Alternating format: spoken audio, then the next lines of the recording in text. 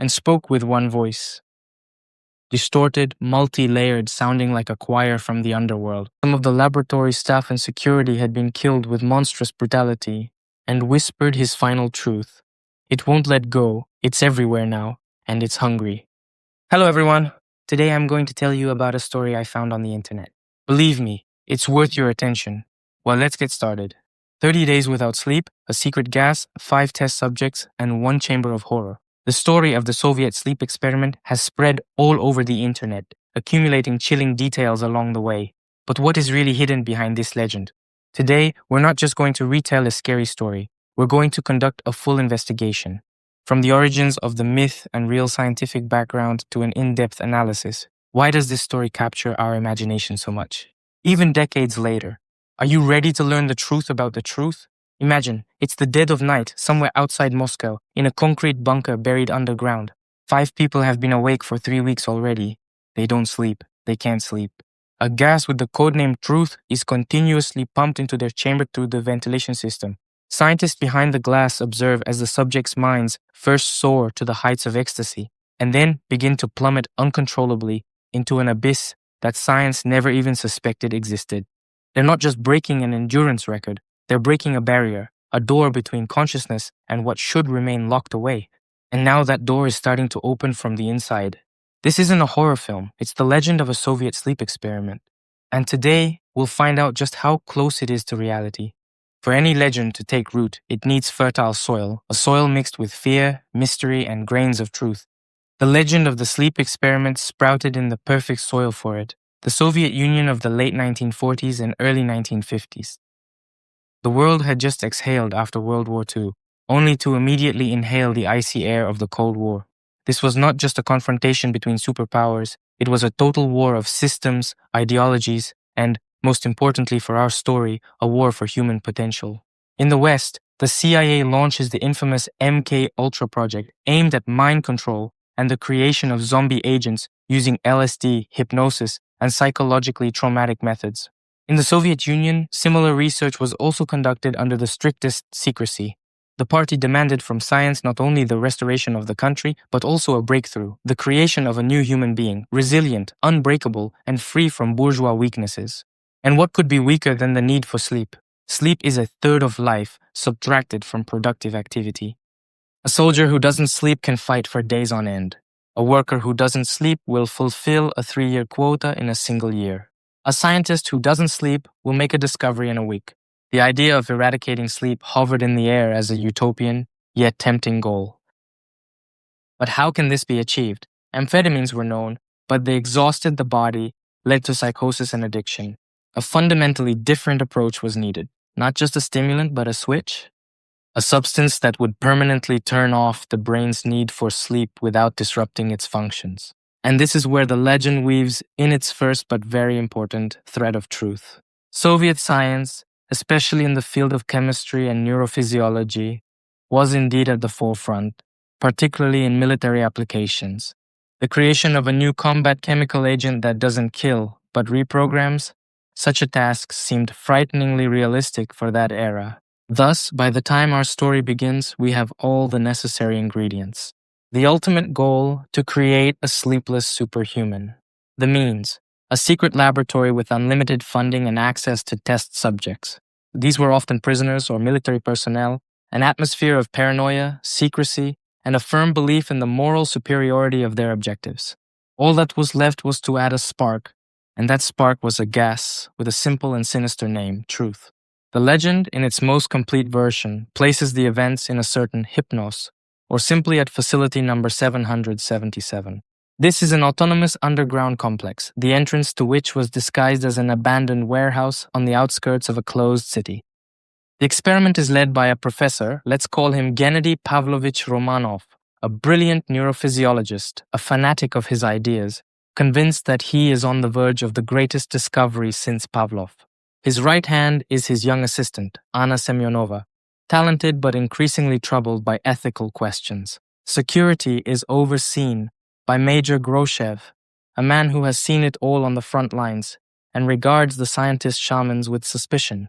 At the heart of the facility is experimental chamber number 5. This is not just a room, It's an acrylic steel capsule designed for complete airtightness. The walls are smooth, with no protruding elements, and the lighting is diffuse, casting no shadows. Inside, there are 5 beds, which will later become unnecessary. A table, chairs, a shelf with books ranging from classics to technical manuals, a 30-day supply of water and nutrient bricks, a toilet, and a wash basin. The main component is a system of air ducts with valves for gas supply. Observation is carried out through an armored porthole and a set of microphones. Biometric data is collected by sensors attached to the subjects' bodies. As for who these 5 are, the legend leaves room for interpretation. Most often, the first is a KGB captain or a military pilot who believes in the mission. The second is a young physicist or doctor eager to personally contribute to progress. The third is a sturdy worker or miner, a symbol of the people. The fourth is an enemy of the people, a philosopher or poet who has been promised freedom. And the fifth is a nameless soldier.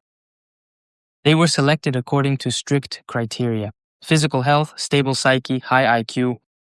They were told they were participating in the testing of a new stimulant for cosmonauts, submariners, and intelligence officers. The goal was to spend 30 days in a chamber under conditions of continuous wakefulness. The gas, they were told, would help them by blocking sleep centers and stimulating higher brain functions. For successful completion, rewards, titles, freedom. Non-disclosure papers were signed. Any doubts they might have had were drowned out by a wave of patriotic enthusiasm and personal ambition. On January 15, 1949, at exactly noon, the chamber was sealed airtight. The first day. As a baseline, the subjects communicated, read, and played chess. Their biometrics were perfect. On the second day, Professor Romanov gave the historic order to administer the truth. Alpha concentration, 0.5. A quiet hissing sound came from the ventilation. The experiment began. What happened next can be divided into 5 distinct phases, like acts in a classical tragedy. During the first 5 days, the euphoria effect was destroyed. It was instant and overwhelming. The subjects reported a surge of synergy and incredible mental clarity. They solved the most complex logical problems proposed by Romanov in a matter of minutes. Within a day, the captain, one of the subjects, memorized a voluminous technical manual in English. The worker demonstrated phenomenal precision in assembling microscopic parts. It seemed as if a breakthrough had been made. The panacea of EEG readings revealed something unique. They showed stable alpha and beta activity, as if the brain was in a state of permanent awareness.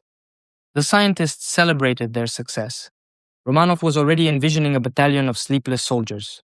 From the 6th to the 9th day, hyper-excitement and euphoria began to turn into mania. The subject's speech sped up, became incoherent, and was filled with grandiose ideas about reshaping the world.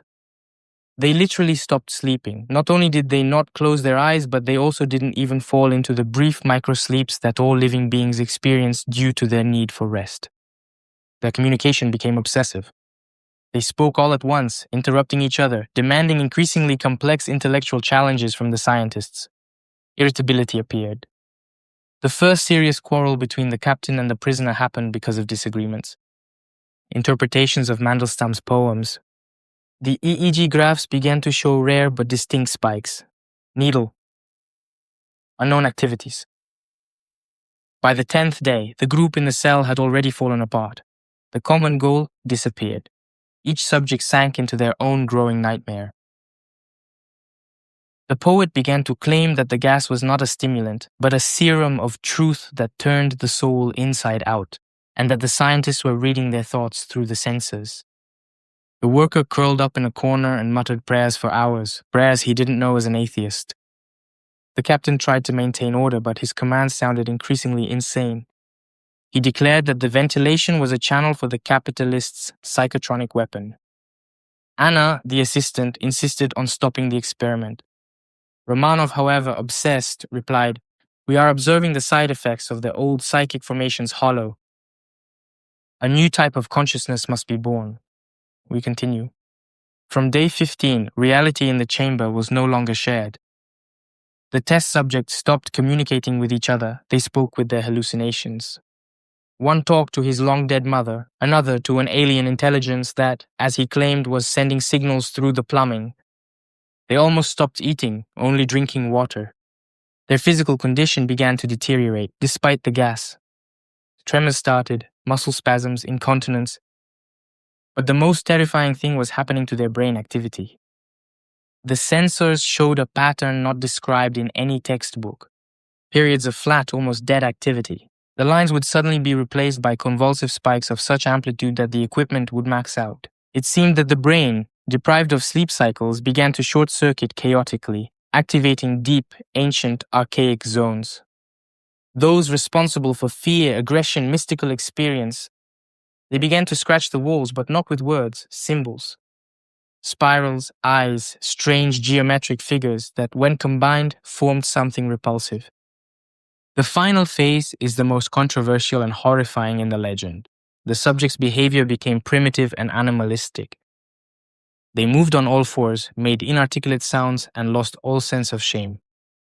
But in their eyes, according to descriptions, there was not animal fear, but something else. Knowledge. Painful and unbearable knowledge. One day, the captain, the physically strongest with inhuman strength, broke free. He tore a steel pipe from the bed and furiously attacked the porthole. The armored glass cracked. An alarm was declared in the control room. Major Groshev ordered the soldiers to put on gas masks and prepare for an assault. But Romanov, for the last time asserting his authority, forbade it. No, we must record the final point. Increase the gas to maximum concentration.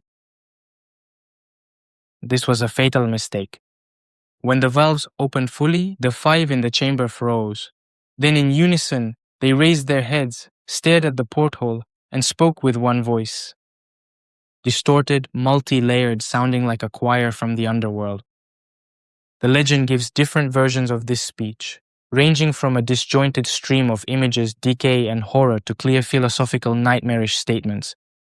Sleep is not rest, sleep is a filter. You have turned off the filter. Now you see the world as it truly is. Or we are not who we once were. We are what has always been inside, and inside there is only darkness and the whispers of old gods. Strange, isn't it? Then came silence, and then an explosion. Not a physical one, but a mental one. All 5, with the coordination of a swarm of insects, rushed at the cell door. They struck it with their heads, arms, and pieces of furniture. Their bodies broke, but they did not stop. Sensors showed that they felt no pain. The levels of adrenaline and other hormones in their blood were off the charts, as if their bodies had mobilized their last reserves for a single purpose: to break free. And they did break free.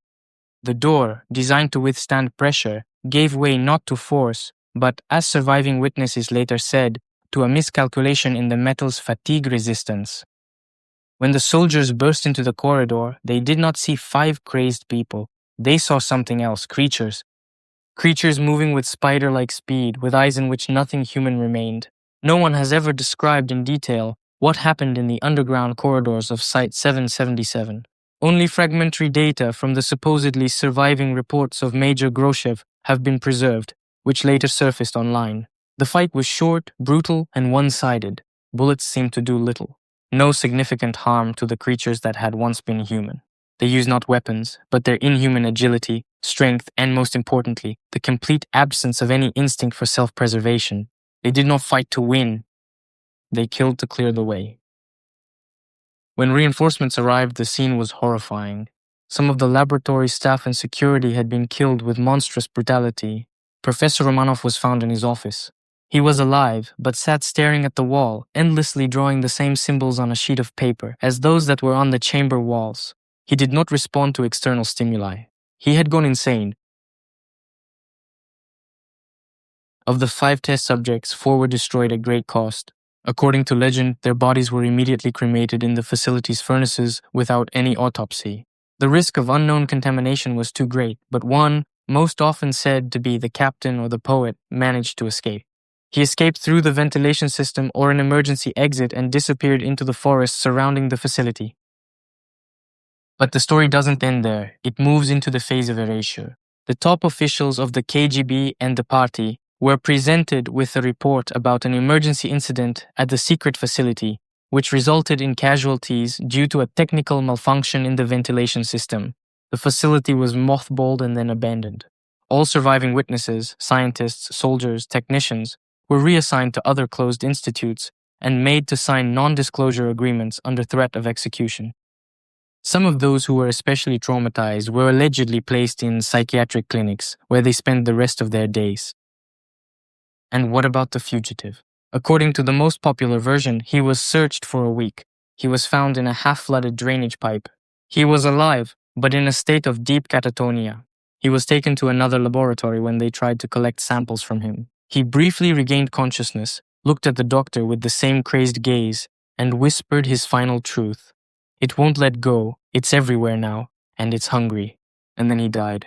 Imagine, they discovered that his brain was literally burned out, the neural connections destroyed, the cortex thinned like that of a very old man, but the ancient parts, the cerebellum, the brainstem, were hypertrophied and overflowing with unknown neurotransmitters.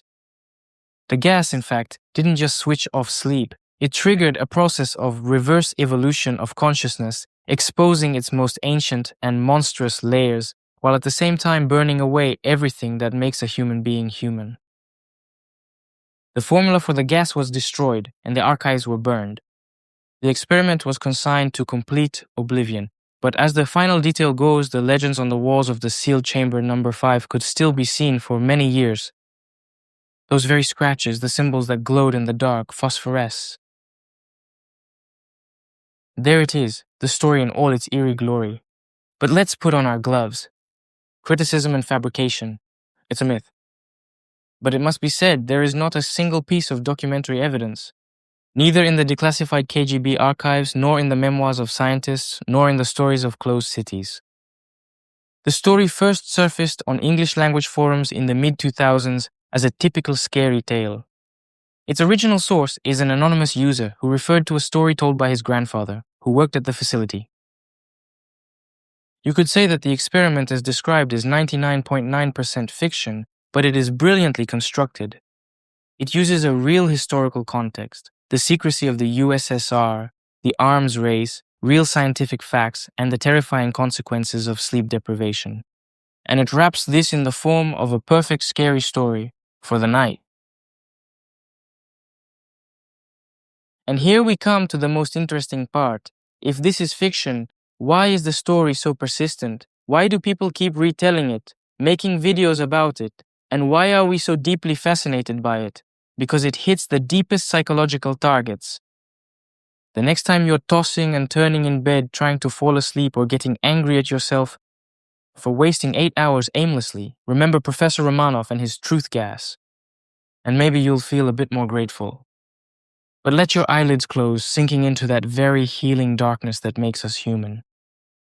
Sleep well, and may your dreams be light. Well, subscribe to the channel and stay tuned for the next episode. It will be just as interesting